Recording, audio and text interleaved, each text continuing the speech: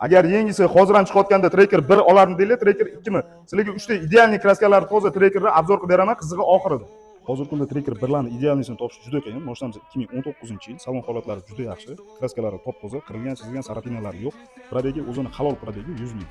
Ikkinchi mashinamiz probegi juda kam, 58 ming halol probegida, kraskalari top-toza, qirilgan, chizilgan sarapinalari yo'q. Salon holatlari yaxshi.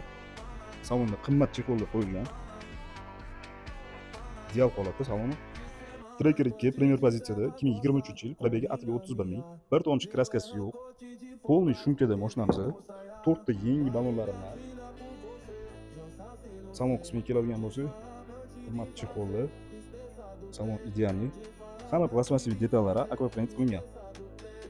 Eng qiziq joyi har doimgidek boshlanish to'lovi va oylik to'lovlarda e'tibor etamiz. Uchala mashinamiz ham aksiyada. Birinchi mashinamiz 2019 100 ming probekda $2600 bilan chiqadi. Ikkinchi mashinamiz juda ideal 58 ming probekda $2700 bilan.